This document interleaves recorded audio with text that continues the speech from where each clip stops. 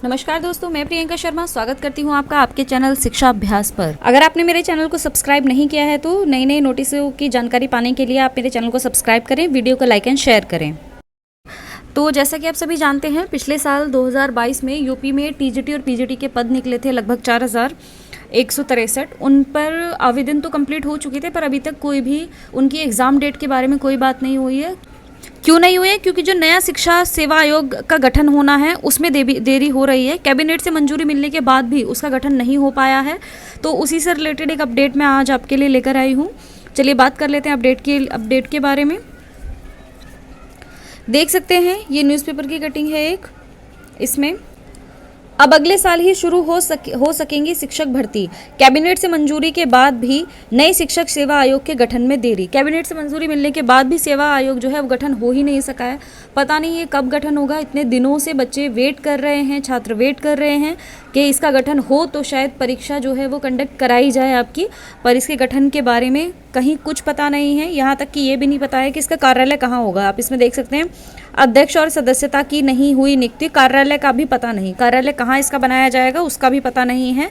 आगे हम बात करें, इसमें नई शिक्षा सेवा चयन आयोग के गठन को कैबिनेट से तो मंजूरी मिल चुकी है, लेकिन अब तक इसके गठन की प्रक्रिया शुरू नहीं हुई है और ना ही अब तक यह तय हुआ है कि प्रयागराज में नए आयोग का कार्यालय कहाँ होगा। अभी तक तो कार्यालय का ही पता नहीं है और कहने को मिलता है कि अगले हफ्ते, 2 हफ्ते, 3 हफ्ते में गठन हो जाएगा। जब कार्यालय तक का एड्रेसिंग का पता नहीं है तो कैसे उसका गठन हो जाएगा। आप देख सकते हैं कैसे ही लंबित पड़ी हुई हैं भर्तियाँ। तो ऐसी लंबित पड़ी शिक्षक भर्तियों में अब अगले साल ही शुरू होने की उम्मीद है। बात करें असिस्टेंट प्रोफेसर वैकेंसी की, जो इन्होंने पिछले साल निकाली थी, जिसमें प्रदेश के अशासकीय सहायता प्राप्त महाविद्यालयों में विज्ञापन संख्या 51 के तहत असिस्टेंट प्रोफेसर के 1017 पदों पर भर्ती नई शिक्षा सेवा चयन आयोग के गठन के इंतजार में 1 साल से अधिक समय से अटकी हुई है। पिछले साल अगस्त में आवेदन प्रक्रिया भी पूरी हो चुकी है, लेकिन परीक्षा तिथि अब तक घोषित नहीं हुई है। तो आप देख सकते हैं पिछले साल अगस्त में, ठीक 1 साल हो गया है जब इसके फॉर्म फिलअप हुए थे असिस्टेंट प्रोफेसर के। आप देख सकते हैं अगर पिछले साल अगस्त में असिस्टेंट प्रोफेसर के फॉर्म निकले थे, जिसमें लगभग 1,14,000 बच्चों ने आवेदन किया था, पर अभी तक इसकी परीक्षा तिथि घोषित नहीं हो पाई है।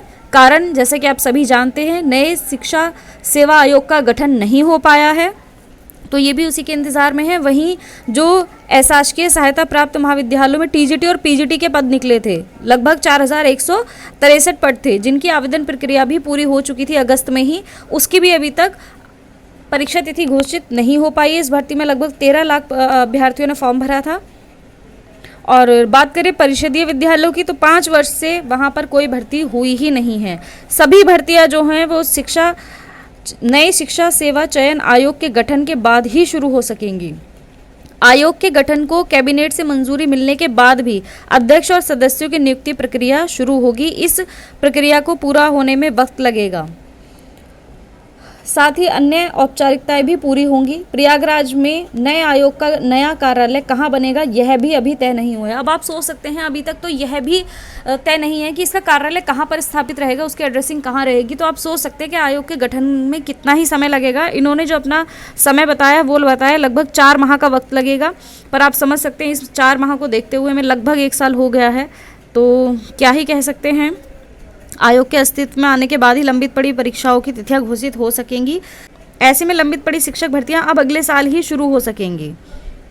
तो आप देख सकते हैं इस साल भी कहने को इन्होंने सीधा ये जो कहा गया है कि इसमें इस साल भी शिक्षक भर्तियों की जो एग्ज़ाम डेट है वो घोषित होने के चांसेस बहुत ही कम हैं।